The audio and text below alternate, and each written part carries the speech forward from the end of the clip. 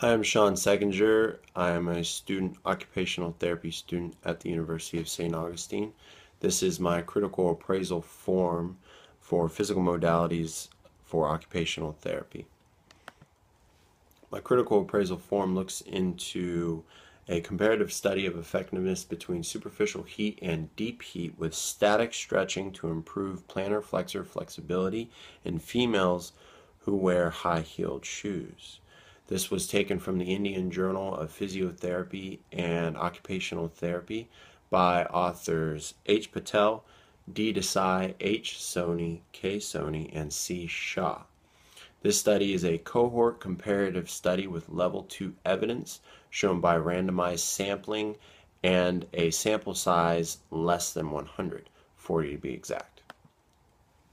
Methodology for this study includes a hypothesis that looks into the effectiveness of superficial heat in the form of moist hot pack and deep heat in the form of ultrasound, combined with static stretching on improving plantar flexor flexibility in females who wear high-heeled shoes.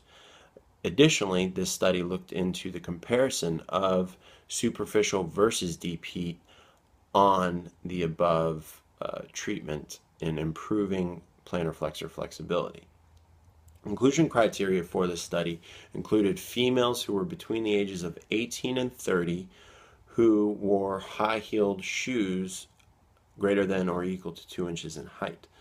Additional criteria included females whose current ankle dorsiflexion range of motion is less than 10 degrees from normal with knee extension. Exclusion criteria includes individuals with impaired sensation or current orthopedic condition, as well as individuals with a current hip, knee, or ankle neuromuscular disorder, as well as people with a current ankle pathology, for instance, a fracture. Outcome measures that were utilized for this study included a universal goniometer, which was used to assess active range of motion, as well as some statistical tests, which included a unpaired t-test, which was used to test the homogeneity between both groups, both pre and post intervention, as well as a paired t-test, which looked into the significance of ankle dorsiflexion range of motion, both pre and post intervention. Results found were that there was a significant difference that was seen between or within group A, the superficial heat, as well as group B, the deep heat, between pre and post treatment. However, authors found that group B, the deep heat, found a greater significance as opposed to group A, superficial heat. Conclusions. Both groups yielded statistically significant results post-intervention in the form of increased plantar flexor flexibility. However, as stated previously, group B yielded even better results than the superficial heat. This can be explained probably because of the increased muscle temperature, which was facilitated by the ultrasound, which also served to facilitate increased muscle relaxation. Static stretching with a heat modality, either deep or superficial, has been found to yield greater muscle lengthening as opposed to just static stretching alone. Some of the strengths of this study include that this is new research in the form of a comparison of the effectiveness between superficial and deep heat modalities.